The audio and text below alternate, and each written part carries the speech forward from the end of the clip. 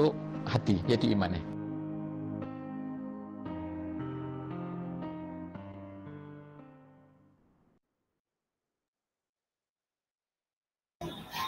Okay, insyaAllah. Bismillah. Assalamualaikum warahmatullahi taala wabarakatuh. Kita mulakan majlis kita hari ini dengan kita Al-Fatihah. A'udzubillahi minasyaitonirrajim. Bismillahirrahmanirrahim. Alhamdulillahirabbil alamin. Arrahmanirrahim. Maliki yaumiddin. Iyyaka na'budu wa iyyaka nasta'in. Ihdinas siratal mustaqim. Siratal ladzina an'amta 'alaihim ghairil maghdubi 'alaihim waladdallin. Amin. Alhamdulillah, pada malam yang barakah, pada malam ke-8 Zulhijjah, InsyaAllah kita berada dalam satu malam yang mana tadi nampaklah langit pun cerah, boleh nampak bulan, bintang pun senang nampak. Alhamdulillah, walaupun duduk di dalam pandai. Alhamdulillah, malam ni malam yang sangat barakah, dan kita pun berkumpul pada malam ini dengan anjuran daripada komuniti hijrah dan juga sahabat Quran joint venture bersama untuk mengadakan sesi hari ini, sesi khawatir Quran untuk tajuk surah Al-Ma'idah. Kenapakah adil? Apakah itu adil? InsyaAllah kita akan persoalkan pada hari ini oleh Ustazuna kita, iaitu Ustaz Zaid. InsyaAllah mungkin beliau akan kenalkan diri lebih lanjut lah pada sesi kita hari ini. InsyaAllah tanpa melengahkan masa lagi, InsyaAllah Ustaz Zaid sehingga 10 suku kemudian kita akan ada sesi Q&A, kemudian 10.30 nanti kita akan tutup majlis, InsyaAllah. Sekejap saja, ringkas saja sesi malam ni. InsyaAllah kita cuba duduk sekejap untuk beriman sejenak, dan kita cuba InsyaAllah untuk sama-sama mengingati Allah dalam majlis ini. InsyaAllah semoga semua orang dapat manfaat. Silakan tafadhal mashkura. Masya Allah. Slide-nya. Bismillah wassalatu wassalamu ala rasulillah asyrafil anbiya al-mursalin wa ala alihi wa sahbihi wa mawalah. Asyhadu an la ilaha illallah wahdahu la syarikalah wa asyhadu anna Muhammadan abduhu wa rasuluh.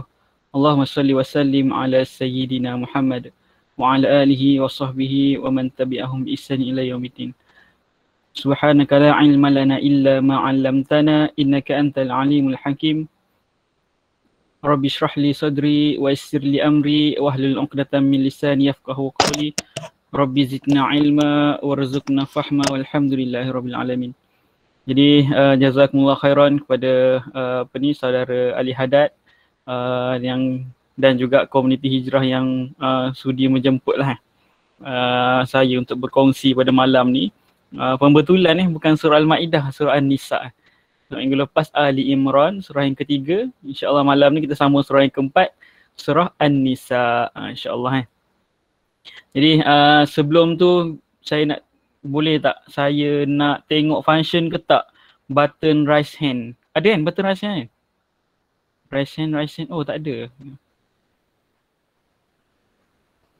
Tak ada raise hand.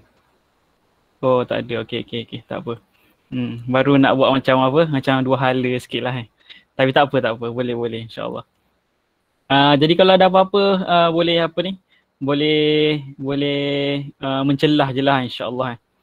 Jadi pada malam ni insyaAllah kita sama-sama merafakkan kesyukuran kepada Allah SWT kerana Allah memberi nikmat kepada kita. Anda dah bagi salam ke belum tadi? Assalamualaikum warahmatullahi wabarakatuh. Jadi sama-sama kita merafakkan kesyukuran kepada Allah SWT.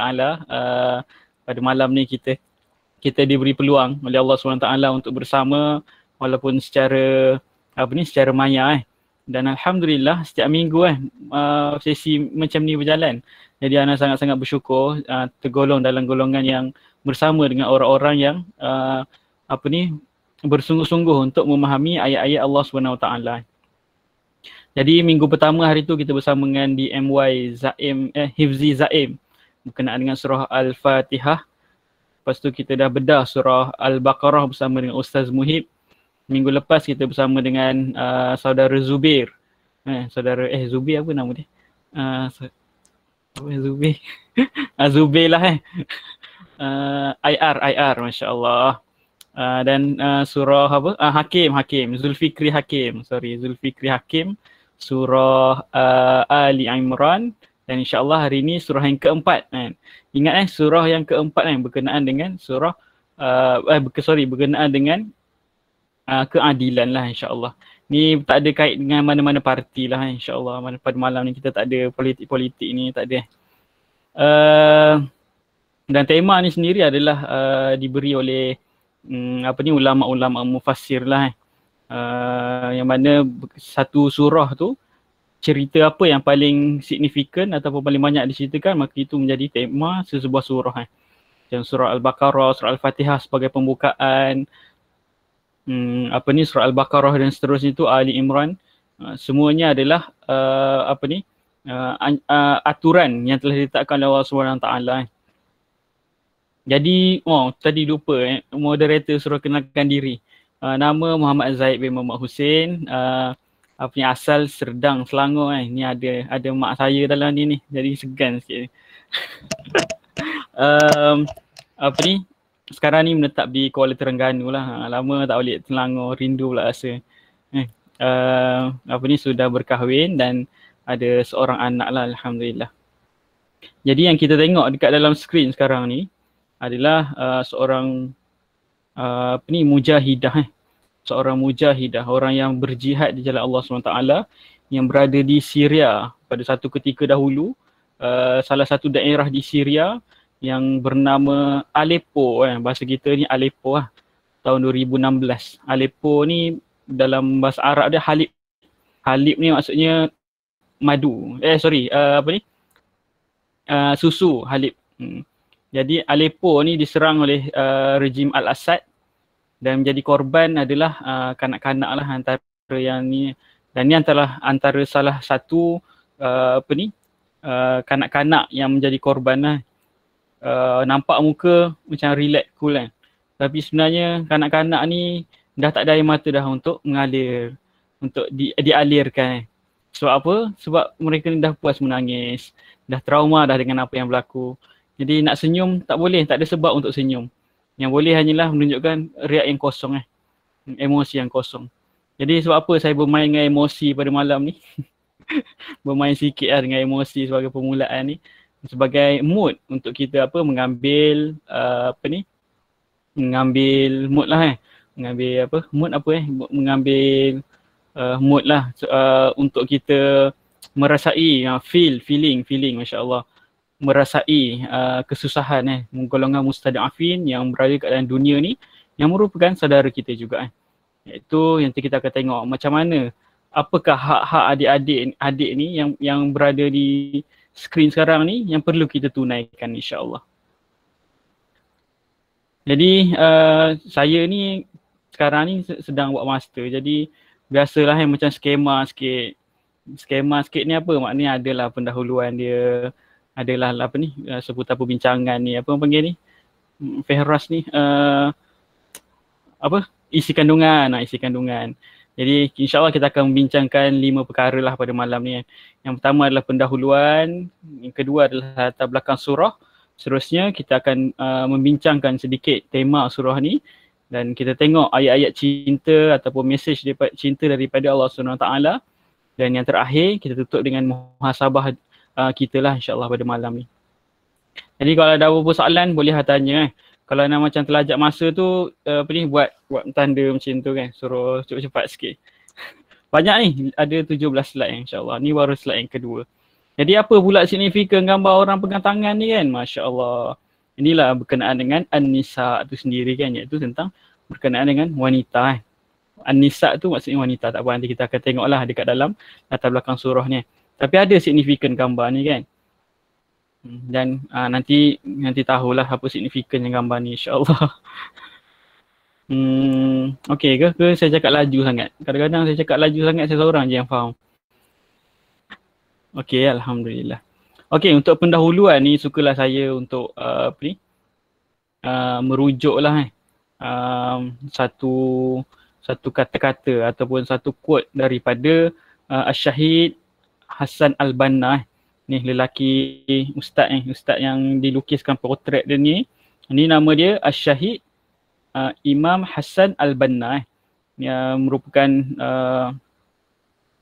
seorang mujaddid lah, mujaddid daerah moden merupakan pengasas kepada gerakan Ikhwanul Muslimin di Mesir. Panjanglah kisah dia, tak nak cerita pada malam ni. Tapi antara perkara yang sebagai pendahuluan untuk kita main setting pada malam ni apa benda, Syahid Imam As-Albana ni dia pernah cakap, Al-Islamu nizamun syamilun yatanawalu mazahiril hayati jami'a. Lepas tu fahuwa daulatun wa watanun au hukumatun wa ummatun wa huwa khuluqun wa quwwatun au rahmatun wa adalatun wa huwa thaqafatun wa qanunun au ilmun wa qada'un wa huwa, saya nampak tak nampak je ni apa tu? Sebab dia dekat skrin saya ni dia ada macam ada halangan sikit lah. Wa huwa, lepas tu wasarwatun au kasbun wa ghaniyun wa huwa jihadun wa da'watun au apa? Jaisyun wa fikratun kama huwa aqidatun sadiqatun wa ibadatun sahihatun sawaun bisawain. Jadi yang itu Arab adalah bahasa Melayu dia yang kat bawah tu kan. Islam ni adalah apa? Adalah sebuah sistem yang lengkap yang merangkumi keseluruhan aspek dalam kehidupan. Jadi Islam adalah daulah. Daulah ni negara dan tanah air atau kerajaan dan ummah. Akhlak dan kekuatan atau rahmah dan keadilan.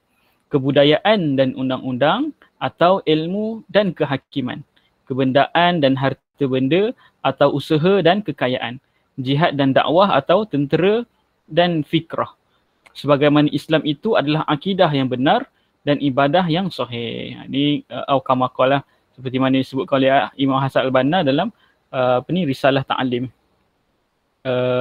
Salah satu sebuah risalah dalam Majmu'atul Rasail. Boleh bacalah nanti insya-Allah kalau ada masa lapang. Tapi apa yang difokuskan kat sini, saya nak bawa satu perspektif ataupun untuk sama-sama kita main setting bahawa Islam ni adalah sebuah agama yang bukannya hanya agama spiritual semata-mata kan. Maknanya kita bila cakap Islam je mesti kita akan ingat apa? Ingat masjid kan. Ingat Ebek Liu tiba. Bila sebut Islam je mesti ingat ustaz-ustaz kan, ulama-ulama, kitab-kitab Al-Quran dan sebagainya. Tapi Islam sebenarnya merangkumi semua tu benda. Tiba je Ebek Liu. Islam tu merangkumi semua benda. Hatta ketenteraan, undang-undang, kebendaan, harta, kerajaan, ummah, akhlak, kekuatan itu semuanya adalah termasuk dalam aspek Islam. Jadi hari ini kita tengok kenapa umat Islam ni dilihatlah seolah-olah macam mundur dalam segenap perkara kan. Disebabkan apa? Sebab kita ni tak memahami Islam seperti mana Islam itu sedia ada kan. Kita hanya memahami Islam bila waktu solat kita pergi azan. Itu pun kalau pergi bila dengar azannya kita pergi solat. Itu pun kalau pergi terus solat kan. Ke nak main game dulu ke apa ke sebagainya kan, tak tahu. Apa lagi? Bila sebut Islam je kita akan ingat apa? Bulan puasa, bulan Ramadan je puasa. Kita akan nampak Islam tu seolah spiritual. Tapi sebenarnya tak. Hari ni bersama kita dalam kalangan kita 45 orang ni mungkin ada salah seorang kita ni engineer. Engineer bahagian apa? Perkapalan contoh. Jadi sebenarnya keislaman engineer perkapalan ni tanggungjawab dia apa? Membina kapal untuk orang Islam pergi berperang ke apa dan sebagainya. Ataupun memudahkan nak pergi hantar bantuan ke Gaza ke Rohingya ke dan sebagainya. Jadi itulah Islam Jadi hari ini kita kena memahami Islam bahawa Islam ni adalah agama yang syumul Kita tengok perkara ni. Sebagai pendahuluan tu saya nak bawa apa kat sini. Yang pertama, kita kena ada mindset yang Islam ni adalah agama yang syumul Islam ni agama tauhid dan agama tauhid yang syumul. Merangkumi semua aspek dalam kehidupan. Maksudnya apa? Islam ni adalah perkara yang daripada kita celik mata sampai kita celik mata esok harinya, itu adalah Islam Segenap perkara dalam kehidupan kita ni adalah Islam Allah SWT pernah berfirman, ada firman dalam Al-Quran sebab apa? Ya ayyuhallazina amanu udkhulu fis-silmi kaffah. Wahai orang-orang yang beriman, masuklah kamu ke dalam agama secara keseluruhan. Maksudnya apa? 24 jam kita hidup, maka 24 jam lah kita ni kena menjadi Islam. Tak ada masa, tak ada walaupun satu saat ataupun seminit, sedetik dan sebagainya, kita ni untuk keluar daripada Islam. Maksudnya apa? Kita ni akan berpahala 24 jam. Macam mana? Itulah menunjukkan kesyumuluan Islam ni. Bila kita makan niat kerana Allah, baca doa, baca bismillah, maka akan dapat pahala. Itulah Islam Berbeza dengan orang kafir mereka ni tak baca doa, tak baca bismillah dan sebagainya, maka makan mereka adalah makan orang bukan Islam Kita ni makan orang yang Islam, maka kita baca doa, kita tidur, baca doa tidur. Sepanjang kita tidur 6 jam, 5 jam sepanjang malam tu, itulah Islam kita Segala sepanjang masa itulah kita ni dapat pahala. Macam tu juga kita masuk tandas, dahulukan kaki kiri, baca doa sebelum masuk tandas. Bila masuk dalam tandas tak buat maknanya tunaikan hajat, terus keluar Tak ada dah buat benda pelik-pelik dalam tandas tu, pergi bumping ke, jumping star ke dalam tandas, tak ada Jadi itulah Islam syumul keseluruhan hidup kita. 24 jam hidup kita berpahala. Dan kesyumulan Islam tu dia mesti ada panduan dia. Apa panduan dia? Panduan dia adalah Al-Quran dan As-Sunnah. Yang mana Rasulullah SAW sebut apa? Kalau tak ada Al-Quran dan Sunnah, kalau kamu tak ikut Al-Quran dan Sunnah, maka kamu akan sesat. Tu clear cut. Tak ikut je sesat. Memang confirm. Nanti dalam surah An-Nisa nanti pun kita akan tengok juga Allah sebut apa. Jika kamu bertelingkah antara sama kamu, maka rujuklah Al-Quran dan Al-Quran dan Sunnah pun perkara yang sama juga. Ni sekadar main setting lah untuk pendahuluan ni. Seterusnya adalah berpegang dengan Islam yang benar akan menatijahkan kejayaan terindah buat selama-lamanya. Iaitu sekiranya kita mengamalkan Islam yang syumul berdasarkan pandu Al-Quran dan Sunnah, maka kita akan mendapat kejayaan yang selama-lamanya di akhirat nanti, iaitu syurga Allah SWT. Dan inilah yang kita doakan sentiasa dalam solat fardu kita Ihdinas siratal mustaqim siratal ladzina an'amta alaihim ghairil maghdubi alaihim waladdallin. Siapakah an'amta alaihim tu? Dah diterangkan lebar panjang lah oleh di MY Zaim satu ketika dahulu Apa dia? Minan nabiyyin wasiddiqin wasyuhada wassalihin. Yang mana empat golongan ni tadi, mereka semuanya masuk syurga Allah SWT. Jadi kalau kita nak masuk syurga Allah SWT, maka nak tak nak kita kena ikut cara mereka. Okey, clear ke setakat ni? Untuk pendahuluan, insyaAllah. Oi, laju ni. Alhamdulillah, clear. Okey, seterusnya kita tengok sikit latar belakang surah An-Nisa. Sebelum itulah bagi siapa yang ada Al-Quran, terutamanya Al-Quran terjemahan, boleh buka Boleh buka muka surat 77. Sebab apa ikhwati fillah Sebab apa tuan-tuan dan puan-puan sekalian, kita ni nak belajar Al-Quran, kita kena bawa Al-Quran lah Bukan bawa kitab Bible lah Tapi nak ceritanya apa ni? Nak ceritanya adalah kalau kita ni sekadar mendengar, maka ilmu tu akan lari Dan sekali kita melihat, maknanya lihat kitab lah, maka tu ilmu tu akan lekat, tapi mungkin 50% je. Dan kalau kita menulis, mungkin ilmu tu akan lekat dan lebih banyak lagi berbanding 50% tadi. Jadi sekiranya siapa-siapa ada Al-Quran tu, ambil kita tengok sama-sama. Ada 3 perkara dalam dunia yang bila kita lihat je dapat pahala Apa? Yang pertama tengok Al-Quran. Yang kedua tengok apa? Muka mak ayah kita Yang ketiga tengok Kaabah Tengok je dapat pahala. Tak nak ke tengok Al-Quran je dapat pahala. Jadi kita sekarang dah berada dalam majlis ilmu, maka kita kena utamakan lah Dan insya-Allah lepas-lepas ni kita semua akan melalui lagi surah Al-Maidah, surah Al-Anfal dan seterusnya. Semua tu dah dijadualkan lah insya-Allah setiap hari Hari apa harinya? Hari Sabtu. Hari Sabtu ni akan ada lah sesinya 9.30 malam ni. Maka sebaik-baiknya sebagai seorang best student satu ketika dahulu, saya pernah menasihatkan lah kawan-kawan saya antara tips untuk berjaya dalam kelas adalah apa? Adalah study sebelum masuk kelas. Jadi sebelum hari Sabtu tu, make sure satu surah tu kita dah hafal. Bukan dah hafal hafal, masya-Allah, dahsyat sangat, seminggu boleh hafal. Kita boleh habiskan, kata orang tamatkan membaca makna ni terjemahan lah daripada Al-Quran ni supaya apa yang kita lalui hari ni daripada malam ni, ni yang hari tu, ni yang hari tu. Kita ingat balik Kalau ada buat nota, buat selalu nota Dan terjemahan ni mudah je nak faham sebab dia terjemahan tu by makna, bukannya by word. Kalau by word mungkin kita tak faham.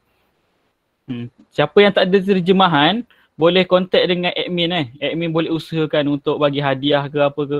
Tak tahulah, ni saya cadangkan je pada pandai admin Lepas ni kalau ramai PM collect je lah mana ada post je kat rumah Jadi siapa yang tak ada Al-Quran terjemahan tu boleh PM admin dekat admin, saya ni kasihanilah saya kedai buku tutup sebab PKP, jadi hadiahkanlah saya Al-Quran macam tu. Al-Quran terjemahan insya-Allah. Okey, jom kita pergi latar belakang surah An-Nisa. Jadi An-Nisa ni maksudnya apa? An-Nisa ni maksud dia wanita. Yang biasa kan banyak-banyak lagu nasyid macam jiwang-jiwang sikit tu kan. Apa pasal wanita kan, lagu apa? Di hati dan sebagainya tu. Saya dulu ni peminat nasyid juga kan. Jadi ada, kalau siapa ada kawan ke adik ke kakak ke mak ke nama dia Khairun Nisa, maknanya apa? Sebaik-baik wanita masya-Allah. Wanita terbaik adalah wanita salihah. Masya-Allah, ya, isteri sejuk, isteri cerdik dan salihah pula. Apa? Okey, itu maksud An-Nisa wanita. Jadi kenapa surah kita tak pergi situ lagi. Okey. Kumpulan surah Madaniyah yang mempunyai 176 ayat. Banyak surah Nisa ni antara surah yang panjang lah Surah Madaniyah ni memang surah yang panjang-panjang. Sebab apa saya mentionkan surah Madaniyah ni? Nak menunjukkan apa? Surah Madaniyah ni diturunkan pada fasa Madinah. Maka fasa Madinah ni banyaklah ayat-ayat hukum. Dan An-Nisa ni merupakan apa? Banyak hukum kekeluargaan ataupun munakahat. Pernikahan, hukum pernikahan, poligami dan sebagainya. Ayat yang kahwin 4 tu dalam surah ni kita tengok yang ketiga, surah keempat dalam Al-Quran selepas surah Ali Imran. Jadi susunan dia, tertib dia adalah surah yang keempat. Jadi ingat bila ingat je surah An-Nisa, ingat apa? Ingat ayat 3 berkenaan dengan poligami supaya ada ayat masna wasula sawaruba tu kan. Dan surah An-Nisa ni secara tak langsung surah yang keempat lah. Jadi ingat surah Nisa, ingat nombor 4. Okey, gurau. Okey, surah ni diturunkan selepas peristiwa peperangan Uhud. Jadi ni antara asbabun nuzul lah. Peristiwa peperangan Uhud ni, pasca Uhud ni. Oi, bahaya. Tak ada, itu gurau je. Jangan ambil serius Itu cara nak Cara nak senang ingat. Ingat Ingat An-Nisa, ingat 4 Maknanya surah yang keempat. Kena faham tu surah yang keempat. Okay. Jadi surah ni turun selepas peperangan Uhud. Jadi kita maklumlah yang peperangan Uhud ni berlaku salah faham lah dalam kalangan sahabat kan. Sahabat yang pemanah tu tiba-tiba turun untuk mengejar ghanimah dan sebagainya. Itulah. Jadi selepas daripada peristiwa tu turunlah surah ni. Jadi surah ni apa sebenarnya? Tema dia apa? Tema surah ni adalah perintah supaya berlaku adil walaupun kepada mereka yang lemah. Jadi ini yang akan kita bincangkanlah sedikit pada malam ni insya-Allah. Apa yang dimaksud dengan adil walaupun kepada yang berlaku lemah? Okey. Kalau saya cakap adil, apa yang terlintas dalam pemikiran? Cuba tulis sikit kat ruangan komen tu. Bila sebut adil, apa yang terlintas dalam fikiran? Tulis je. Okey, jadi tu sebab menjadi tema adil sama rata. Okey, amanah kerajaan sama adil pada isteri-isteri. Masya-Allah banyaknya isteri tu, isteri-isteri meletakkan sesuatu pada tempatnya, gender equality, layanan mereka berkuasa kepada yang lain. Masya-Allah. Okey. Kita tengoklah jawapan betul tu ke salah ke, kita tengok kat sini. Okey, perbincangan tema Kita akan bincangkan sikit tema pada malam ni, iaitu tema keadilan Tema surah ni adalah perintah supaya berlaku adil walaupun kepada mereka yang lemah. Jadi maksud adil ni apa? Biasa kita dengar apa? Meletakkan sesuatu pada tempatnya. Maksudnya apa? Sekiranya parking motor tu, sekiranya itu adalah parking motor, maka kenalah letak motor, jangan parking kereta Sebab apa? Nanti motor jadi tak ada tempat parking. Tu maknanya orang yang meletakkan kereta di parking motor adalah orang yang apa nanti kita akan tengok orang yang tak adil Jadi orang yang adil ni apa? Contoh dulu waktu saya kecil-kecil belanja pergi sekolah 50 sen je. Sebab apa? Zaman tu makanan murah. Ni zaman zaman COVID ni, kalau pergi sekolah takkanlah 50 sen lagi kan. Itulah adil Maknanya kalau satu ketika dahulu murah. Jadi kalau dapat belanja sikit tu padanlah dengan situasi dia. Kita tak boleh lah ada anak kita bagi 50 sen sehari. Sekalian balik anak kita lapar, mengadu tak makan. Baba dah bagi duit dah tadi 50 sen cakap. Mana cukup Abah 50 sen ni, coklat pun tak lepas Baba dulu time kecil-kecil 50 sen je tau belanja sehari. Tu jadi tak adil lah tu kan. Tapi saya lebih cenderung lah ataupun lebih minat dengan definisi yang diberikan oleh Dr. Yusuf Al-Qaradawi rahimahullah ta'ala. Iaitu dia cakap apa? Adil ni adalah memberikan hak kepada yang berhak menerimanya. Okey. Jadi setiap perkara ni ada hak-hak dia. Duit ada hak dia, phone ada hak dia, kawan ada hak dia, isteri ada hak dia, anak ada hak dia, office mate ada hak dia. Jadi setiap hak mereka tu, kalau kita tak bagi hak tu, maka kita ni orang yang zalim. Mudahnya macam itulah kan. Jadi lawan kepada adil ni apa? Kalau kita lawan kepada adil ni apa? Adalah zalim Lawan kepada adil ni adalah zalim. Jadi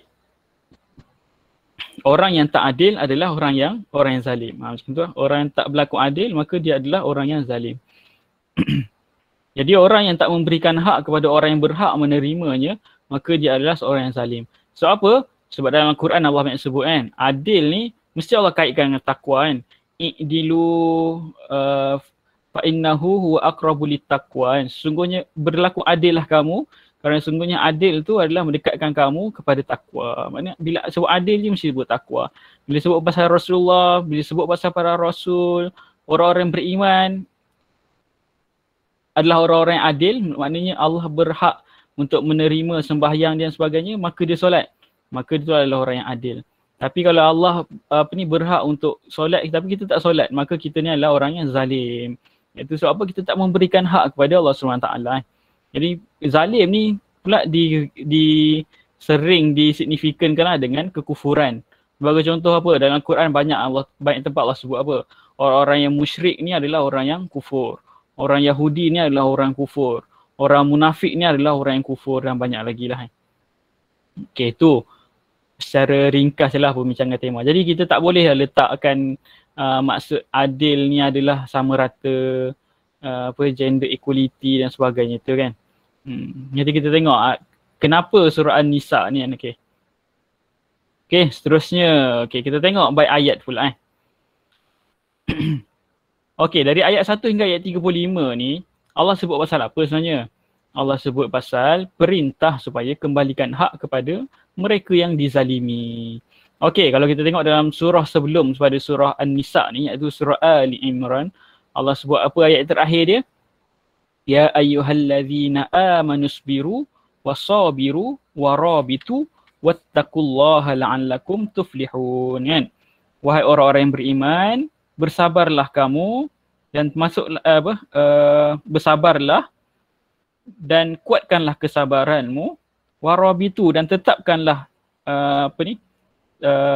kesiapsiagaan kamu, wattaqullah dan bertakwalah kamu kepada Allah la'allakum tuflihun, supaya kamu menjadi orang-orang yang berjaya Dan kemudian ayat pertama surah An-Nisa ni dia macam relate juga. Kalau kita tengok ayat pertama surah Ali Imran pun berkenaan dengan seruan juga kan, iaitu ya ayyuhallazina amanu Cuba tengok dalam surah Ali Imran, ayat pertama dia cerita pasal apa Ya ayyuhallazina amanu apa? Ali Imran, ya ayyuhallazina amanu. Penghujung dia, betul lah. Penghujung dia surah ni. Penghujung surah Ali Imran, ya ayyuhallazina amanu. Tapi bila masuk je surah An-Nisa, Allah sebut apa? Ya ayyuhannas. Kalau ya ayyuhallazina amanu tadi, wahai orang-orang yang beriman. Jadi seruan tu adalah kepada orang-orang yang beriman. Tapi bila masuk je surah An-Nisa, maka Allah sebut apa? Ya ayyuhannas. Ya ayyuhannas maksudnya apa? Wahai sekalian manusia. An-nas tu kan manusia kan. Kul a'udzu birabbin nas kan. Jadi seruan ni adalah lebih kepada seruan yang umum. Menunjukkan apa? Keadilan ni adalah perkara yang umum. Bukannya hanya orang Islam dan bukan kepada hanya orang Islam. Maka orang bukan Islam pun kena berlaku adil. Apatah lagi orang Islam. Dan orang Islam pun bukannya berlaku adil kepada orang Islam sahaja. Terhadap orang bukan Islam pun kena berlaku adil juga. Nanti kita akan tengoklah. Jadi seruan Ya Ayuhan Nas ni menunjukkan apa? Kita kena fokus apa yang Allah nak cerita sebenarnya dekat dalam surah An-Nisa ni. Sebab apa? Allah seru semua manusia. Jadi bukannya orang yang beriman semata-mata. Jadi ini adalah ayat penegasan kepada kita untuk apa? Untuk fokus apa yang Allah nak cerita ni. Okay. Ui, ada 15 minit lagi. Baru masuk ayat. Kejap sangat lah sesi ni. Allah, kena panjangkan sikit lah. Tak puas nak cakap. Ya, kita rehat dulu, minum air dulu sikit. InsyaAllah. Bismillah.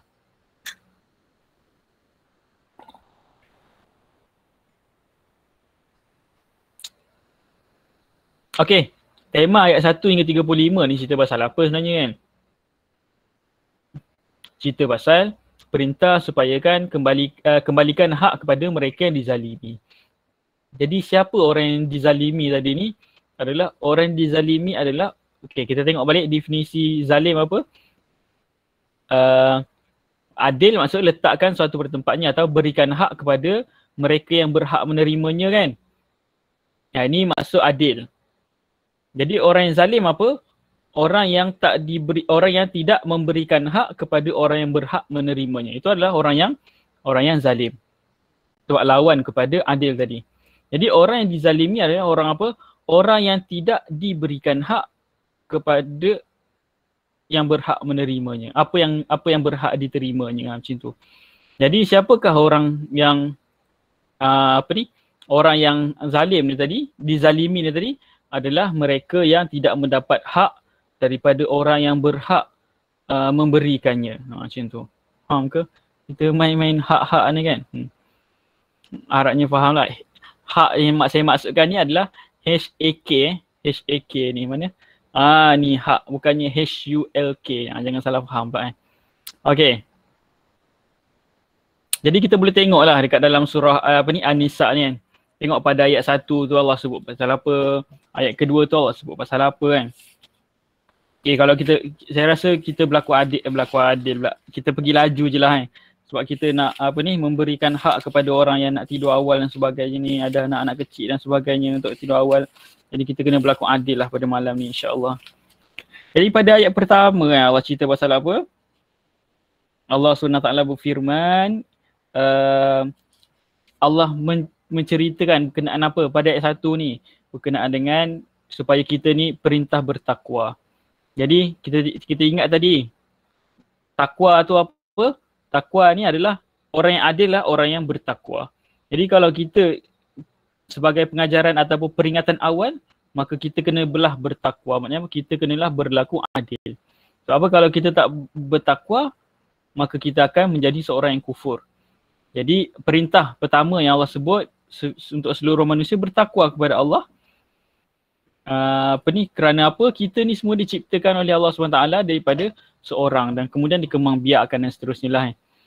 Itulah menjadinya An-Nas tu tadi daripada Nabi Adam. Jadilah disempurnakan Hawa.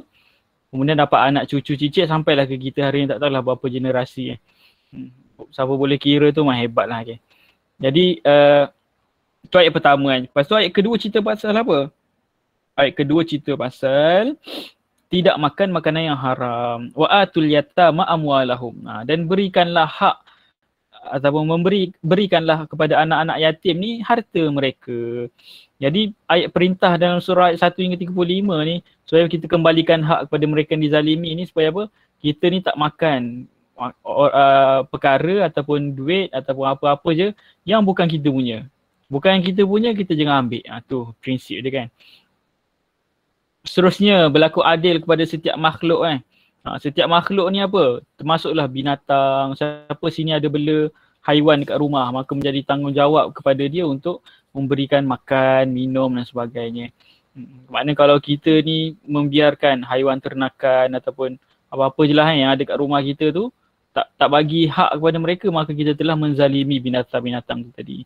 Jadi ni antara seruan lah dalam ayat 1 hingga 35 ni. Kita pergi laju je lah Saya tak sempat ni sebab 167 ayat, cuba bayangkan satu ni sampai 35. Mau sampai pukul 12 nanti kan. Kalau cerita detail ni kan. Okay. Jadi berlaku adil dalam mengagihkan pusaka dan harta warisan. Ni pun dalam termasuklah dalam antara ayat-ayat awal lah dalam surah An-Nisa ni. Sebab tu surah An-Nisa ni sebenarnya banyak ayat-ayat hukum Ayat hukum ni apa? Maknanya bila lelaki tu mati ataupun meninggal, maka harta tu diberi kepada siapa? Ada. Lepas tu kalau untuk anak lelaki berapa peratus? 1/2 Kalau anak perempuan berapa pula? Itu semuanya Allah dah tetapkan dalam Al-Quran Dalam surah An-Nisa ni lah. Jadi siapa yang nak jadi peguam syariah tu memang kena hadam lah bab harta pusaka dan sebagainya ni. Jadi ayat ni cerita apa? Nak cerita kalau kita ni makan harta anak-anak yatim, maknanya kalau bapa dia meninggal, kita ni ambil hak dia. Maka kita ni adalah orang yang apa? Orang yang zalim Orang yang zalim, dan kita ni apa? Orang yang zalim ni apa? Orang yang kufur kepada Allah SWT. Jadi na'udzubillah min zalik. Kita tak nak jadi orang kufur, maka kita kena ambil cakna tentang perkara ni, kita kena belajar. Jadi kena jadi orang yang adil dalam apa lagi berlaku adil apa? Sesama makhluk, binatang ke, sesama makhluk apa-apa je lah Hatta sekecil-kecil perkara pun kita kena berlaku adil lah. Okey, seterusnya masih lagi pada ayat 1 hingga 35 ni Jadi Allah telah menetapkan had kepada setiap sesuatu perkara. Tu ayat apa tu? Ayat berkenaan dengan tilka hududullah Allah cerita apa? Nanti ada yang persoalan macam orang Negeri Sembilan. Ada orang Negeri Sembilan sini Kalau ada pepatih, temenggung apa semua tu Lepas tu bila mati bapa, macam mana? Bila mati bapa, perempuan dapat 2, lelaki dapat 1, betul tak? Tapi tak ada dah rasanya amalkan macam tu tu adat apa? Temenggung ke pepatih. Tapi tak boleh salahkan adat Walaupun memang hakikatnya salah lah. Cuma yang ada signifikan kenapa adat buat macam tu. Bukanlah nak salahkan adat 100% lah. Jika adat logik orang yang buat adat tu apa? Dia cakap kalau lelaki mati, perempuan dapat 2, lelaki dapat 1. Sebab apa?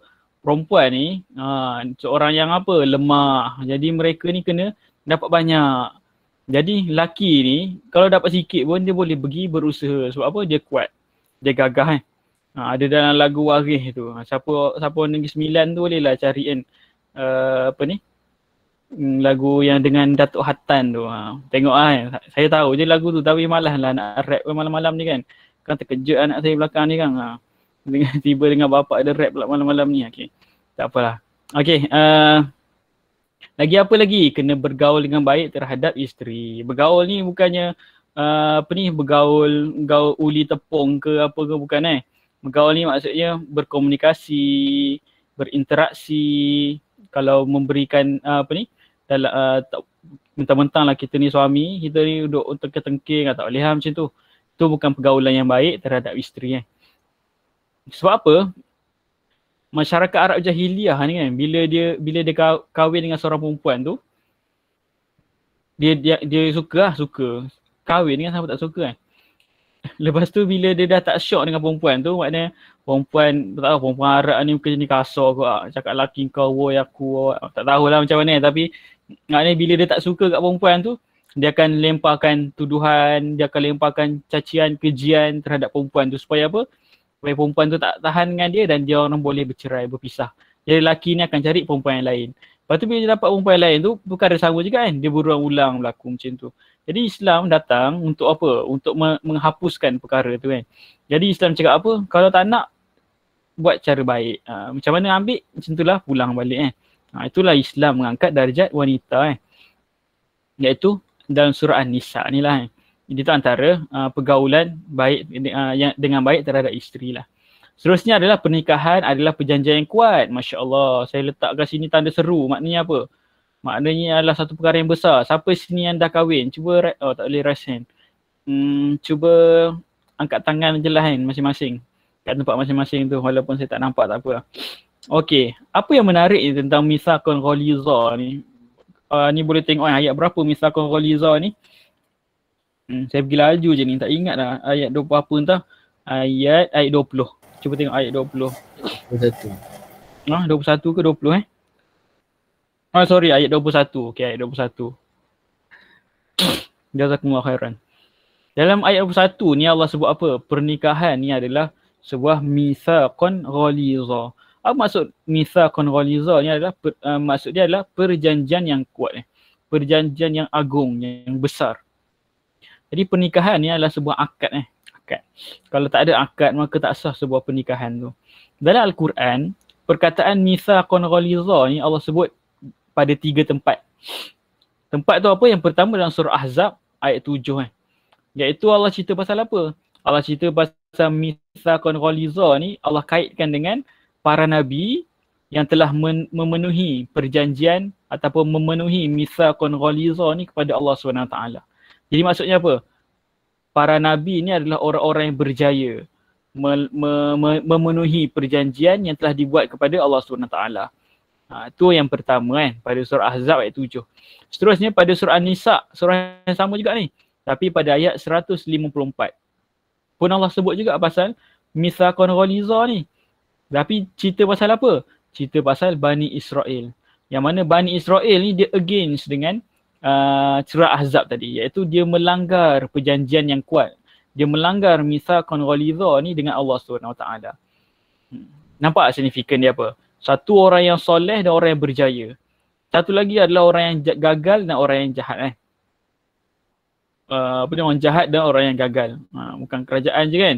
Orang pun ada yang juga yang gagal Jadi Bani Israel ni dia membatalkan perjanjian tu Dan yang ketiga adalah pada ayat 21 ni. Allah cerita pasal apa? Pasal perkahwinan adalah sebuah mitsaqan ghaliza. Dia nak ceritanya apa ikhwati fillah? Nak ceritanya sekarang ni kat depan mata kita ni ada 2 golongan. Golongan pertama adalah para nabi yang menyempurnakan mitsaqan ghaliza. Yang kedua adalah golongan yang gagal iaitu Bani Israel yang membatalkan, yang mereka ni mengingkari perjanjian dengan Allah SWT. Dan yang ketiga adalah siapa? Orang yang berkahwin, orang yang menikah ni kan. Orang yang menikah ni dia nak ikut siapa? Nabi ataupun Bani Israel. Sebab apa? Sebab bila Allah sebut pasal mitsaqan ghaliza, para nabi ni yang menjadi disempurnakan, maka mereka ni adalah orang yang Allah bagi kenikmatan di dunia dan di akhirat. Itu para nabi ni kan. Mereka ni dapat kejayaan dekat akhirat.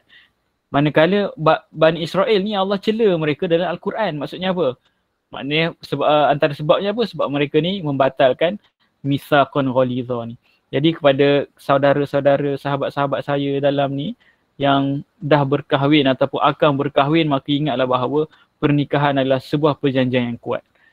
Sekiranya kita mengingkari mitsaqan ghaliza ni, maka kita sebenarnya mengikut jejak langkah siapa? Mengikut jejak langkah Bani Israel. Yang mana mereka ni akan diazab oleh Allah SWT. Dan sekiranya kita berjaya memenuhi mitsaqan ghaliza ni, maka kita akan mengikut jalan para rasul yang akan diganjarkan syurga oleh Allah SWT selama-lamanya. Okey, boleh clear insya-Allah. Okey, kita laju lagi. Masya-Allah tak habis lagi ni, baru ayat 1 lagi ni. Seterusnya adalah lelaki adalah qawwam. Ni kan, ar-rijalu qawwamuna 'alan nisa. Ayat berapa tu? Cari sendiri dalam tu, berjalan laju. Saya tak sempat nak notekan kat sini Tapi maksudnya lelaki adalah qawwam. Qawwam ni apa? Pendiri pelindung tercipta engkau ni perempuan dari rusuk lelaki kan. Bukannya di kaki untuk dialasi, bukan di kepala untuk dijunjung tinggi, tetapi di bahu rusuk kan di bahu untuk dilindungi. Juga di hati dekat dengan hati kan. Rusuk kan dekat dengan hati kan, untuk disayangi. Engkau lah wanita. Okey, seterusnya itulah. Itulah qawwam, sifat qawwam tu menjadi perlindung kepada Allah Subhanahu Wa Taala. Okey, sambunglah sendiri masing-masing Okey. Jadi lelaki ni adalah qawwam. Kita ni tak boleh jadi pengecut Kena kuat. Kita ni kena kuat. Kita qawwam. Kita ni adalah pembimbing, ketua Okey. Jadi yang lainnya apa? Mesej yang disampaikan pada ayat 135 ni, berlaku adil dalam menghukum sesuatu perkara. Jadi dalam apa perkara sekalipun, kalau apa perkara sekalipun, kita kena kalau nak menghukum, maka hukumlah dengan adil. Sebab tu ada prinsip kan, cakap bila marah jangan cakap kan. Sebab apa? Bila kita marah ni kita hambur je kan, cakap pam. Jadi boleh jadi kita telah menghukum sesuatu tu dengan perkara yang tak betul, ataupun kita sedang menzalimi orang yang kita tuduh tu. Sebagai contoh kan, ni contoh yang realiti lah kan. Hari ni pun Muassis pun ada share post yang berkenaan dengan apa? Adalah satu, saya sebut nama terus kan biar jelas. K-Price ke apa nama dia, dengan Ustaz Abid Liu kan. Gaduh ni pasal apa? Pasal sumbangan dekat Gaza. Jadi kita ni yang tak tahu apa cerita ni, kita pun comment shock lagi. Inilah dia, pakai jubah, pakai serban, baru 5 kali pergi usrah dah terbit fatwa, contoh kan. Lepas tu itu kalau kita pro kepada K-Price tu kan. Kalau kita pergi pro kepada apa, Ustaz Abid juga, inilah dia, pakai cap sudu, lepas tu makan nasi terus ambil nama, contoh kan. Jadi padahal kita ni orang luar yang tak tahu apa kisah dia tu. Jadi kita pun apa, terus je menghukum satu perkara tu. Maka sebenarnya kita ni sedang apa? Kita ni sedang menzalimi. Sebab apa? Kita ni tak tahu kita ni adalah orang mana satu yang betul sebenarnya. Apa kisah yang sebenar berlaku ni sebenarnya? Tak tahu. Jadi pendekatan kita apa? Kita teruskan beribadah kepada Allah SWT. Perkara yang tu kita tinggal je lah. So apa? Dunia fitnah ni kan macam-macam boleh berlaku kan. Apa-apa je kan, kadang-kadang plot twist kan. Kita tengok cerita drama kan banyak plot twist kan. Sebenarnya dalam kehidupan seharian kita pun sangat-sangat banyak plot twist kan. Nampak macam kita ni nak menyatukan ummah apa dan sebagainya. Pumpang pasal ummah, kesatuan ummah, tiba-tiba bergaduh. Maksudnya apa? Bukan nak kesatuan kan, tapi nak pergaduhan. Jadi kita tak boleh menghukum, kita biarkan je lah mereka ni. Janganlah ambil cara, kalau nampak je berkenaan dengan tu, cepat-cepatlah scroll ke apa ke, tak payah. Lepas tu jangan pula bawa pergi kedai makan kan, tak ada kedai makan sekarang ni kan, lepak mamak ke tak ada kan. Lepak dengan apa ni, kita buka cerita tu, jangan buka kan cerita tu, biar je berlalu sampailah Allah yang menentukan siapa yang betul, siapa yang salah. Hatta kalau ada yang betul yang salah pun, kita bukan kepentingan untuk kita pun, untuk in case kalau Ustaz Abid Liu betul, jadi apa yang berlaku kat kita? Tetap je sama je kan, kena buat assignment juga sampai lewat malam, sama je. Contohlah, kalau Caprice betul, contoh, sama je kita ni makan nasi putih dengan telur kicap je kan, sama je, tak ada manfaat lah maknanya. Min husnil islamil mar'i tarkuhu ma la ya'nihi kan. Tanda kesempurnaan Islam seseorang tu, dia adalah meninggalkan perkara yang tidak bermakna bagi dia. Benda yang tak manfaat bagi kita tinggalkan. Itu adalah perkara yang menyempurnakan iman seseorang Islam tu. Okey, seterusnya. Kita laju sikit. Tadi sampai 35. Okey, seterusnya ayat 36 sampai ayat 43 ni cerita pasal apa? Ada tema dia apa? Tu ahli halat tu dah buka tu dah tu. Risau saya ni. Sebab terlebih masa sikit ni. Kezaliman terbesar adalah syirik kepada Allah SWT. Allah sebut dalam apa? Dalam surah Luqman kan. Terus je lupa ayat ni. A'udzubillahi minasyaitonirrajim. Inna syirka la zulmun azim. Sesungguhnya syirik itu adalah kezaliman yang besar. Jadi paling besar sekali sebuah kezaliman tu adalah apa? Syirik kepada Allah SWT. Ni insya-Allah kita tak termasuklah dalam golongan ni kan.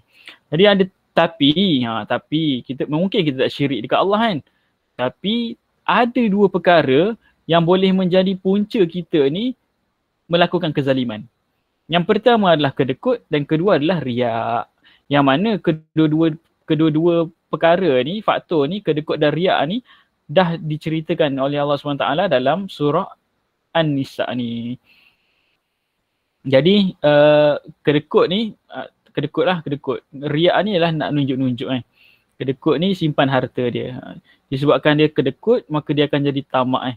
Sebab tu Islam ni menggalakkan kita untuk apa? Bersedekah, bayar zakat dan sebagainya kan. Sebab apa? Untuk mengelakkan diri kita ni daripada berlaku zalim. Sebab apa? Dalam wang kita ni ada wang orang lain juga kan. Kita bekerja sebulan kan, tak tidur malam dan sebagainya. buat itu, buat ini kan. 7 hari seminggu kerja, dapat gaji 5,000 contoh ataupun 10,000 contoh kan. Bagi yang bisnes ke apa kan. Oh kita rasa 10,000 tu adalah kita punya. Sebenarnya tak. Tu orang yang kedekut ni apa? Dia tak bagi, oh ni duit aku. Kalau kau nak kau cari sendiri kan. Itu orang yang kedekut. Maknanya apa? Dia sedang melakukan kezaliman, iaitu boleh jadi dalam 10,000 tu ada duit yang perlu disumbangkan kepada rakyat di Gaza. Mungkin ada jiran sebelah rumah dia yang tak makan. Mungkin ada ahli keluarga dia yang minum air kosong je ataupun bagi anak minum susu tin je dan sebagainya. Jadi itu adalah orang yang kedekut tadi kan. Orang yang riak ni apa? Orang yang menunjuk-nunjuk harta dia. Oh aku banyak duit, aku banyak duit. Kau tak ada duit, pergi mati kan contoh. Itu adalah orang yang riak.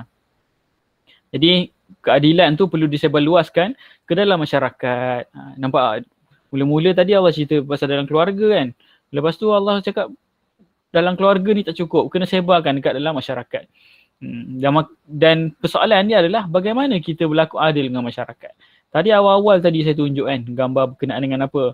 Berkenaan dengan seorang kanak-kanak di Syria yang Allah uji mereka ni dengan apa?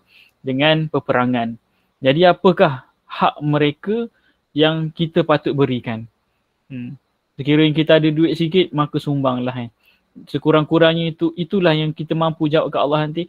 Ya Allah, ini je yang aku ada, ini je yang aku mampu. Jadi aku tak tahu dah nak bagi apa. Aku nak pergi lawan Asad tu.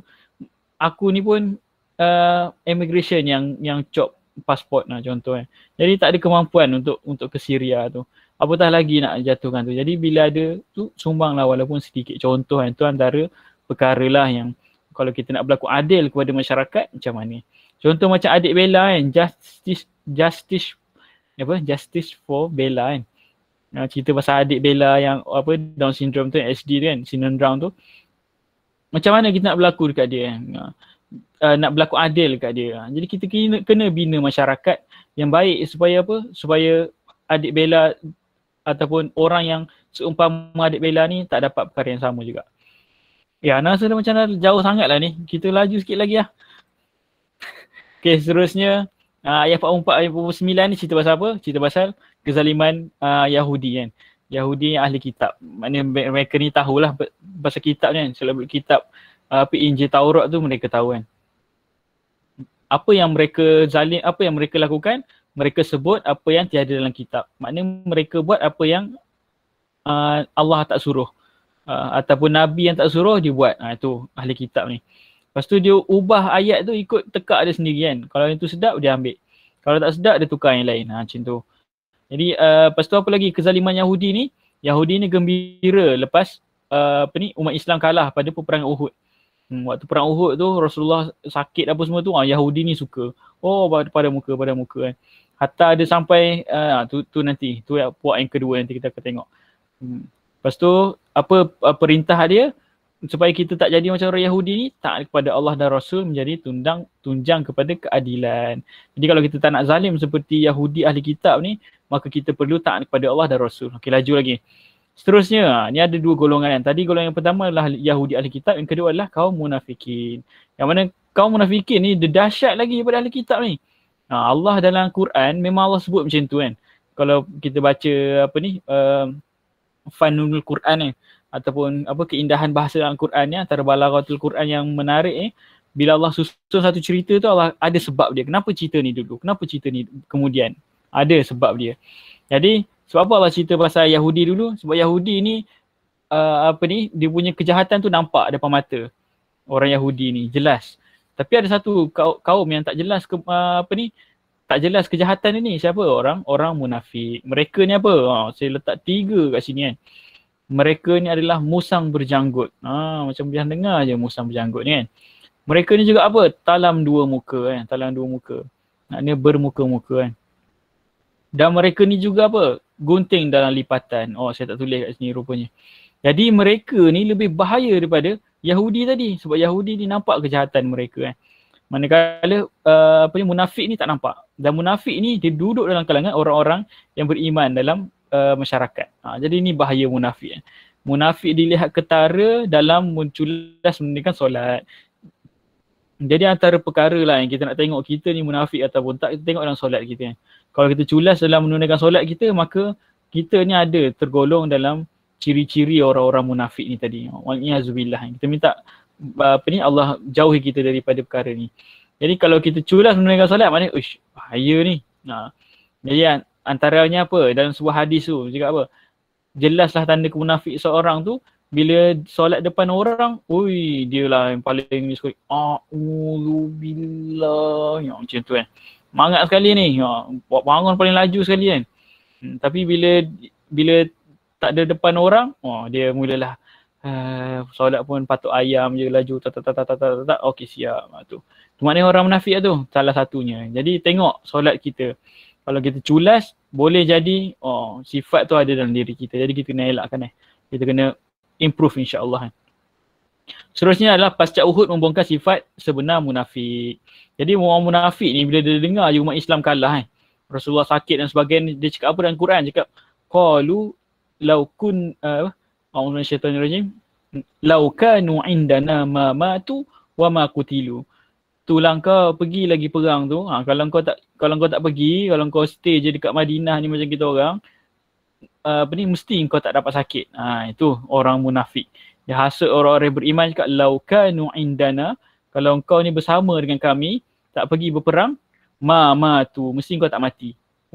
Mesti kau tak matu mesti kau tak mati, wa ma qutilu, mesti kau tak dibunuh. Itu orang munafik ni. Dia menghasut orang-orang beriman kan. Ni sifat orang munafik ni tadi. Okay, seterusnya kan. Nak tahu kita ni munafik ataupun Yahudi ke tak, maka kita kena tengok jihad. Sebab apa? Jihad adalah bukti yang kita ni bebas daripada penyakit munafik dan penyakit Yahudi ni tadi. Jadi jihad adalah bukti keadilan bagi golongan lemah. Dalam Al-Quran ni Allah kaitkan dengan apa dengan tadi tu. Kaum mustad'afin tu. Kaum mustad'afin ni Allah sebut apa? Mereka ni berdoa kepada Allah kan. Yaqul Rabbana akhrijna min hadhil qaryati zalim ahluha waj'al lana min ladunka waliya waj'al lana min ladunka nasira. Ayat 75. Kita tengok ini bukti seseorang tu ada perasaan Yahudi ataupun munafik ke tak, tengok dia tu berjihad. Berjihad yang macam mana? Nanti kita akan tengok kat bawah ni. Okey, media sebagai propaganda berlakunya ketidakadilan. Ni pun ia juga bila sesuatu benda tu viral, maka inilah yang benar, inilah yang benar. Tapi hakikatnya plot twist kan. Yang benar tu sebenarnya yang salah, yang dilihat sikit tadi tu, yang tak dipropaganda tu tadi tu yang betul. Jadi benda tu kita kena take note lah. Kebenaran tidak diukur dengan majoriti. Okey, seterusnya jihad mengubah nasib diri sendiri. Ini Allah sebut dalam ayat berapa ni? Mana ayat tu? Ayat 97. Sesungguhnya orang-orang yang diwafatkan malaikat dalam keadaan menganiaya diri mereka sendiri. Malaikat bertanya kepada mereka, dalam keadaan bagaimana kamu ni? Mereka menjawab, adalah kami orang-orang yang tertindas di negeri kami. Maknanya apa? Mereka ni tak nak pergi berhijrah. Jadi mereka ni cakap, kita orang ni orang susah, kita orang ni orang do'if, jadi kena duduk je lah kat Mekah, ditindas. Lepas tu bila tarik nyawa, malaikat tanya, ni seolah-olahnya. Tapi Allah sebut ni makna betul lah ni. Malaikat tanya, kau ni macam mana status sebenarnya ni? Cakap, kita orang ni orang yang lemah. Lepas tu Allah cakap apa? Mereka menjawab, para malaikat berkata, bukankah bumi Allah itu luas sehingga kamu tak dapat berhijrah dari bumi itu? Orang-orang itu tempatnya di neraka Jahannam dan Jahannam itu seburuk-buruk tempat kembali. Wa'iyyazubillah. Jadi wa'idillah, kita ni tahu kita ni berada dalam keadaan yang tak baik ataupun lemah. Lemah ni maksudnya tak baik buat jahat dan sebagainya kan. Banyak dosa. Jadi kita kena hijrah sesuai dengan nama komuniti kita ni. Komuniti hijrah. Kita kena berhijrah. Jadi boleh tengok ayat 97 tu dan sama-sama kita tadabbur insya-Allah. Jadi macam mana orang yang sengaja je tak nak berhijrah ni, kemudian dia main play victim. Cakap, kita orang ni orang yang lemah, kita ni tak mampu, orang nak berjalan, tak ada unta nak pergi Madinah, dia kata begitu. Lalu mati dekat Mekah dalam keadaan mereka ni tak beriman Akhirnya mereka masuk dalam neraka Jahannam sebab apa? Mereka selesa dengan keadaan mereka. Jadi mereka tak nak berjihad untuk mengubah nasib diri mereka sendiri. Jadi jihad ni adalah salah satu bukti yang kita ni bebas daripada penyakit Yahudi dan munafik. Dalam konteks kita hari ni, kita relate macam mana pula kan? Relate lah macam-macam ni kan. Kita ni banyak dosa, maka apa kita nak buat? Kena jihad lah. Kena bersungguh, memang susah. Memang kena, tapi kena buat. Kena berjihad, bersungguh-sungguh. Okey. Jadi hijrah juga merupakan satu jihad kepada Allah SWT. Walaupun kita ni, macam itulah hijrah lah kan, hijrah. Hijrah ni maknanya pindah. Bukan pindah rumah kan. Pindah dari tak baik kepada menjadi lebih baik. Okey, seterusnya laju sikit 5 minit lagi boleh tak? Ada? Boleh Boleh insya-Allah. Okey, ayat 100 sampai 105. Kitabullah ini, Al-Quran ni adalah panduan jelas tentang keadilan. Jadi Allah Subhanahu Wa Taala jelas menceritakan Al-Quran ni berkenaan dengan keadilan. Kalau hari ni dekat dalam dunia ni orang-orang barat dia mengagungkan ataupun melaungkan semboyan keadilan, kesamarataan dan sebagainya, sebenarnya mereka bohong. Sebab apa? Mereka tu tak mengikut keadilan yang dijelaskan oleh Allah SWT. Bukti dia apa kan? Bukti dia sangat-sangat jelas. Bila berlakunya sukan olahraga kan, tak kira angkat berat ke, lari pecut ke apa kan, tiba-tiba geng LGBT ni kan, ataupun lelaki yang menjadi transgender ni, lelaki ni dia jadi perempuan, dia masuk acara perempuan. Memang menang lah lelaki tu kan, otak dia otak lelaki bukan otak perempuan kan. Cuma gender dia je ditukar kepada perempuan. Lepas tu lah semua kalah, perempuan yang asli semua kalah. Yang menang siapa? Lelaki bergender wanita kan. Jadi tu nak menunjukkan apa? Tak adil kalau mereka tu hanya melaungkan perkataan, oh ini adalah keadilan, semua orang berhak untuk menentukan apa yang dia nak dan sebagainya. Itu adalah pendutaan semata-mata kan. Mereka sendiri mau perasan benda tu. Atlet renang contoh kan, otak lelaki dengan otak perempuan lain, dengan tingginya dan sebagainya. Memang menang lah lelaki yang transgender tu sebab mereka tu dia lelaki kan. Tapi itulah kat dunia pun mereka dah nampak, tapi mereka ni tak tahulah nak kata bodoh ke, pura-pura bodoh ke, sengaja bodoh ke, tak tahu. Tapi memang itulah hakikatnya kan. Mereka ni sebenarnya tak adil pun dalam menjustifikasi diri mereka sendiri. Mereka digelapkan oleh Allah SWT hati kan. Memang Allah sebut dalam Al-Quran kan, innallaha la yahdil qaumaz zalimin. Allah tak memberi hidayah kepada orang-orang yang buat zalim ni. Waliyazbillah, kita minta jauh kepada Allah SWT. Jadi salah satu asbab nuzul dari ayat 105 sampai 126 ni adalah cerita pasal apa? Cerita pasal Tu'mah. Tu'mah ni siapa? Tu'mah ni adalah seorang Muslim yang bersifat munafik lah sebenarnya. Dia ni suka mencuri, Tu'mah ni.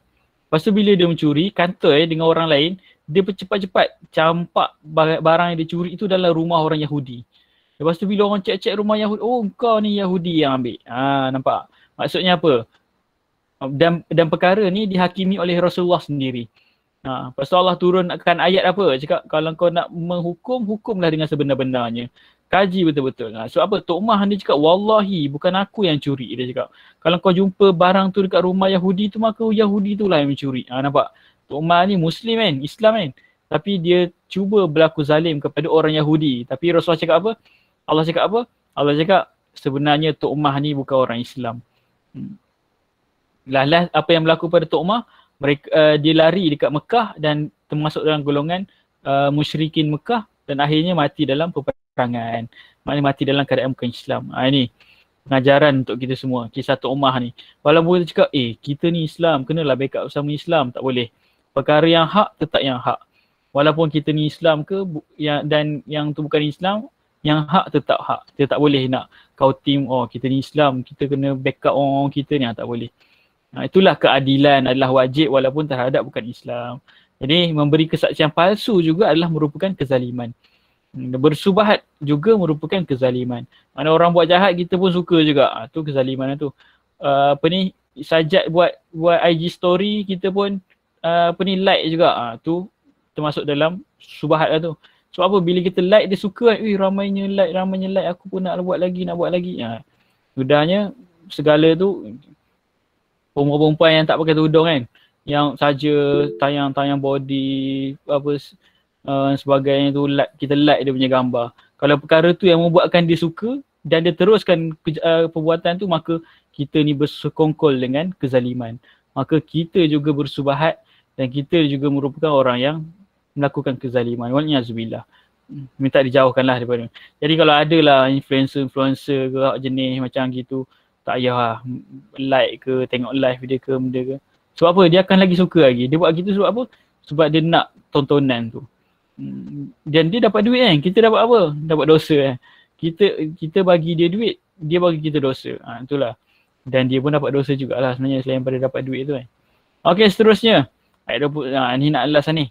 Berlaku adil lah dalam rumah tangga. Jadi lepas Allah cerita pasal dua kaum tadi, Yahudi dan munafik, maka Allah kembalikan balik cerita dalam surah An-Nisa ni berkenaan dengan apa? Dalam rumah tangga. Jadi berlaku adil lah dalam rumah tangga. Wanita adalah kaum yang perlu dilindungi. Jangan menzalimi wanita dengan harapan palsu kan. Ini fokus dia pada apa ni? Jika awaklah wanita terakhir dalam hidup saya. Saya tak mampu hidup tanpa awak. Kan waktu couple kan. Tiba-tiba nak jumpa makwu yang lagi cantik. Lepas tu tapi yang terakhir, ada lagi yang terakhir sebenarnya. Macam tu. Sudahnya apa? Harapan palsu kan. Sudahnya aku tak boleh hidup, aku tak boleh hidup. Lalu bunuh diri. Wal'iyazubillah, tak ada saja. Tengok plot twist kan.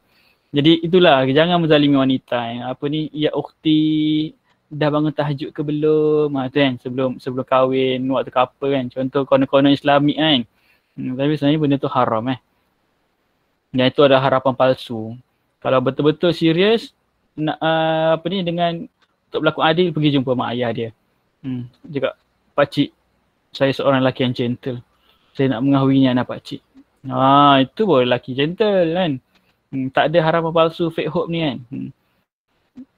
Okey, seterusnya kita juga boleh jadi seperti ahli kitab dan munafik sekiranya kita tidak ada dalam rumah tangga. Bila Allah cerita pasal kisah-kisah besar tadi kan. Kisah besar apa? Kisah Yahudi dengan munafik tadi. Mungkin kita tak sampai tahap tu.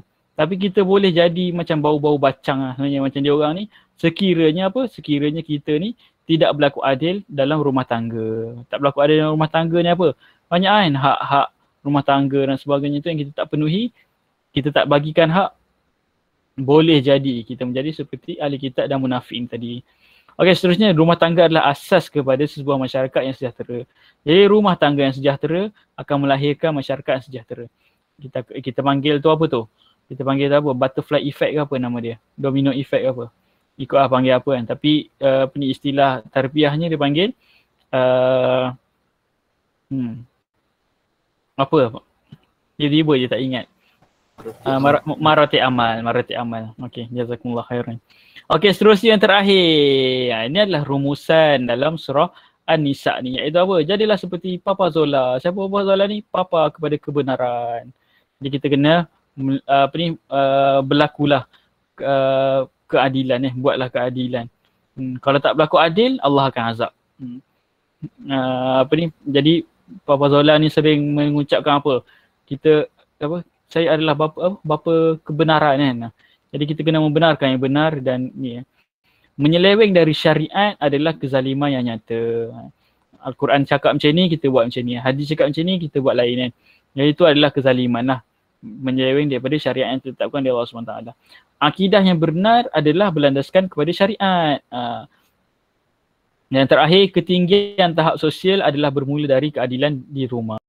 Jadi kalau kita berlaku adil di rumah, maka sebenarnya kita akan melahirkan masyarakat yang adil juga, insya-Allah.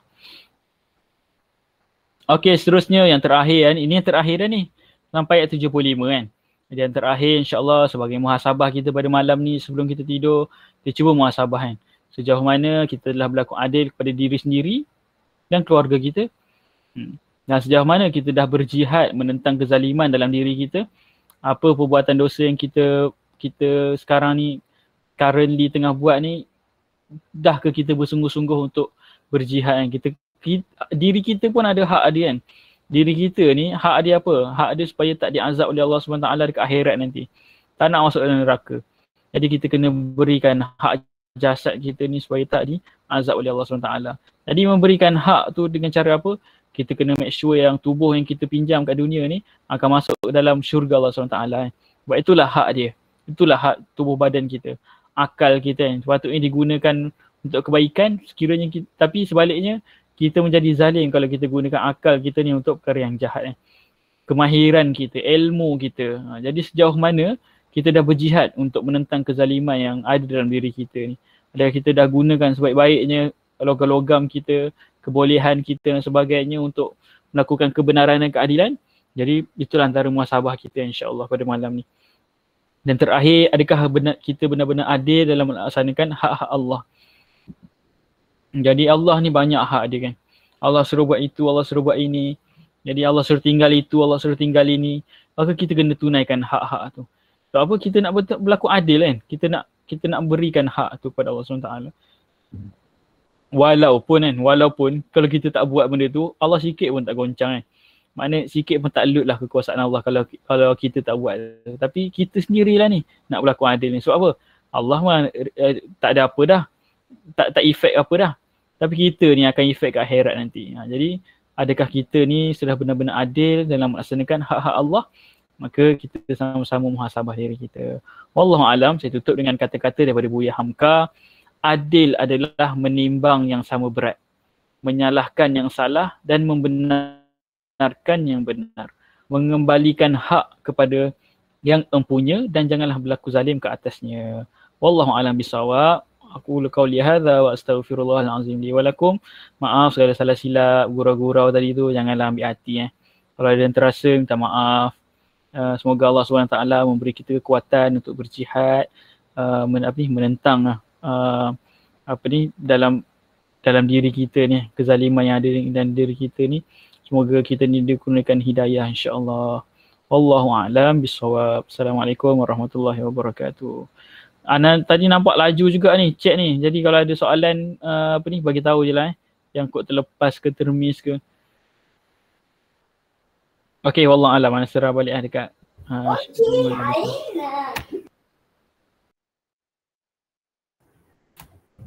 Okey, insyaAllah ada sesiapa yang ada soalan mungkin itulah risau juga kalau ada sesiapa terlepas nak tanya ke macam mana kan. Tu dah ada dah soalan Ustaz. Bagaimana riak boleh jadi zalim Ustaz? Apa kaitan riak dengan zalim? Okey, tadi riak boleh jadi zalim Ustaz. Okey, jazakumullah khairan. Terima kasih soalan menarik Macam mana riak boleh menjadi zalim Sebenarnya bila kita riak ni, kita sedang buat apa kan? Riak ni ataupun al-kibr ni, riak ni termasuk orang kibr kan? Adalah sebahagian daripada syirik Syirik kecil dia panggil, syirik khafi. Dan syirik ni adalah inna syirka la zulmun azim. Sungguh syirik itu adalah kezaliman yang sangat-sangat besar, sangat-sangat nyata. Itu syirik. Dan kita sebut tadi definisi adil ni apa? Ataupun zalim, kita ambil definisi zalim. Definisi zalim ni apa? Kita tidak memberikan hak kepada sesuatu yang berhak menerimanya. Jadi diri kita ni, hak dia adalah untuk apa? Untuk diselamatkan ke akhirat nanti. Akal kita, kekayaan kita, harta kita, anak-anak kita, semuanya adalah hak dia apa? Adalah untuk selamat dekat akhirat nanti. Jadi kita gunakan, manfaatkan harta kita, kekayaan kita, kebolehan kita, anak-anak kita ni bukan untuk menunjuk-nunjuk tapi untuk apa? Untuk menjadikan aset ataupun menjadikan pelaburan itu pada hari akhirat nanti untuk kita selamat di dunia dan akhirat insya-Allah. Wallahu alam. Tu je ana mampu respon.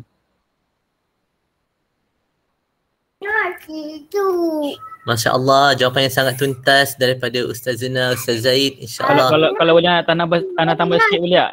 Nak bagi relation je. Kalau pernah biasa dengar surah apa Al-Kautsar apa inna atainakal kautsar fasalli li rabbika wanhar inna syani'aka huwal abtar. Surah tu cerita pasal apa? Pasal orang musyrikin Mekah ni cakap Nabi ni tak ada anak lelaki maknanya anak lelaki ni satu kebanggaan Jadi cakap Nabi Rasulullah ni autar orang yang terputus. Jadi Rasulullah pun sedih tak ada anak lelaki.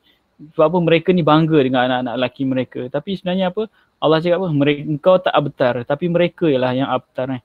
Jadi nak menunjukkan apa? Nak menunjukkan yang kalau kita riak kat dunia ni dengan apa yang kita ada, maka sebenarnya silaplah kita Wallahu alam.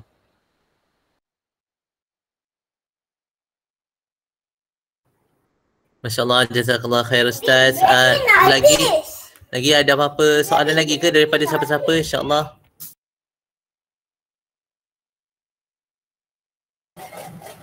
Boleh nak tanya Ustaz Zaid? Tanya boleh, jawab belum tentu lah. Anda tertarik lah kan dengan apa? Ayat pasal apa? Ar-rijalu qawwamun 'alan nisa kan. Jadi setengah orang dia jadikan macam dalil lah kan, dia lelaki apa dah lagi hebat daripada perempuan kan. Tapi bila kita tengok balik ar-rijal ni dia bukan semata-mata lelaki kan. Jadi apa sebenarnya ciri rijal yang diperlukan supaya dapat jadi pelindung lah, bukan sekadar macam sembang kosong lah. Masya Allah, jazakumullah khairan.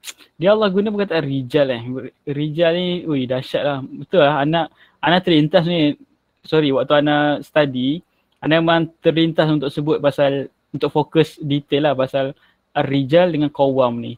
Jadi sifat ar-rijal ni, sorry, itu sifat qawwam adalah untuk melindungi. Dan sifat rijal ni sebenarnya adalah gentleman lah. Gentleman ni maksudnya apa yang Allah suruh itu lah buat. Kalau dia tak digelar rijal kalau dia tu bacul, dia tak gelar rijal kalau dia tu jenis kaki pukul perempuan, jenis bagi perempuan fake hope, itu bukan rijal. Wallahualam. Maknanya apa, rijal ni adalah orang yang gentleman mengikut Al-Quran dan Sunnah. Kalau betul-betul nak perempuan tu, pergi jumpa mak bapak dia. Kalau ni ada apa-apa perkara, terus direct. Tak ada fake hope dan sebagainya. Itu adalah rijal, sifat rijal. Dan itulah yang boleh diharap Sebab sekarang ni banyak kita tengok kan dalam iklan, Ana terbaca ni aklan tu tersebut iklan. Dalam berita kita banyak tengok apa ni, cerita apa, anak dirogol bapa. Itu bukan rijal tu bacul Itu lelaki yang bacul. Rogol anak dia sendiri, lepas tu pergi jual anak dia untuk diperdagangkan, untuk hantar anak dia pergi melacur. Hantar bini dia pergi menyundal dan sebagainya. Itu bukan rijal. Rijal yang sebenar adalah mengikut Al-Quran dan Sunnah. Wal'iyahzubillah. Kita minta jauh daripada Allah SWT. Jadi kita sebagai ar-rijal qawwam ni, sekiranya berlaku perkara yang tak baik kepada anak kita, maka kita lah orang pertama yang akan menasihati dan membetulkan perkara tu. Wallahualam.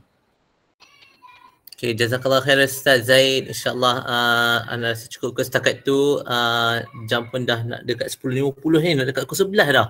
Masya Allah, semua orang terlebih semangat hari ni, berlari, terlajak. Allah Akbar. Terima kasih banyak Ustaz. Jazakallah khair kasiran. Semoga Allah membalas dengan kebaikan yang banyak. Alhamdulillah, insyaAllah jelaslah semua orang macam mana maksud adilnya sebenarnya. Apa kaitan ni an-nisa dengan adilnya. Minta maaf banyak sebab awal-awal tadi sebut Al-Ma'idah. Ya Allah Akbar. Allah Akbar. Baiklah, so kalau ada apa-apa soalan, insyaAllah kalau masih lagi ada persoalan, ada lagi benda nak tahu, nak tanya dan sebagainya, nantikan untuk sesi yang seterusnya dalam siri Khawatir Quran bersama komuniti hijrah dan sahabat Quran, insya-Allah. Kita jumpa lagi minggu depan. Kita tangguh dulu majlis hari ini dengan tasbih kafarah dan surah Al-As. Subhanakallahumma hamdika asyhadu an la ilaha illa anta astaghfiruka wa atubu ilaik. Bismillahirrahmanirrahim. Wal 'asr innal insana lafi khusr allazina amanu wa 'amilus solihat wa tawassaw bil haqqi wa tawassaw bis sabr. Aqulu qawli hadza wa astaghfirullah li wa lakum. Assalamualaikum warahmatullahi taala wabarakatuh.